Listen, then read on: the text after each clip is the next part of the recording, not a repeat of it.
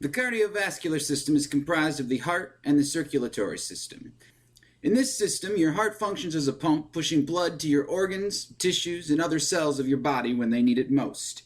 The heart is a muscle that functions as a pump, much in the way you would imagine any other pump, pushing liquid through your body around and around in a continuous circuit. And for this pump to operate, it needs some source of power, or energy, electricity. The heart consists of 4 chambers, 2 upper chambers and 2 lower chambers, called the atria and the ventricles. Between these upper and lower chambers are one-way valves which open and close to direct the flow of blood. During a normal heartbeat, an electrical impulse originates in the right atrium, where the main pacemaker of the heart is located. This natural pacemaker, called the sinoatrial node, has the ability to create electrical impulses even without the help of the rest of the body. And although I don't recommend it, the expression is true, and you can remove someone's still beating heart. This impulse then travels to the left atrium, down the intraatrial septum to the atrioventricular node. The AV node slows down these impulses while they continue traveling down a common pathway, branching off into the right and to the left bundle branches, and eventually into the ventricles. The reason the signal is slowed is so that the ventricles have time to fill up before they contract. This makes the pump the most efficient that it can be.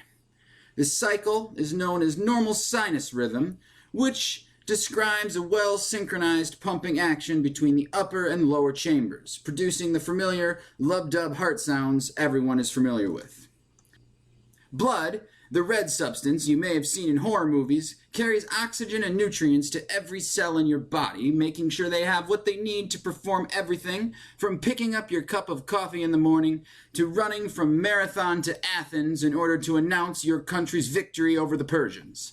The blood also removes the carbon dioxide and other waste products made by those cells during their everyday functions. Your blood is carried from your heart to the rest of the body through a complex network of arteries and arterioles, listed by size in descending order, and then returned to your heart through your veins and venules.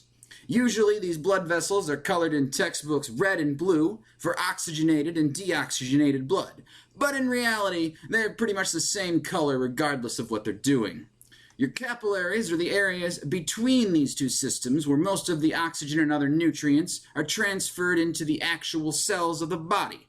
They are thin-walled so that things can easily pass through or perfuse into the vessels directly to where they are needed. Fun fact, if you were to take all of your blood vessels and lay them from end to end, they would extend roughly 60,000 miles, which is roughly twice the size of the circumference of the planet. Certain things like exercise can activate the sympathetic nervous system, which carry nerve impulses from the medulla oblongata in your brain to the heart, which increase both the rate and the strength of the contractions. And the opposite effect, pressure receptors in the carotid arteries in the aorta signal the vagus nerve of the parasympathetic nervous system, which sends a message from the medulla oblongata to the heart to slow its rate. There are hormonal inputs as well.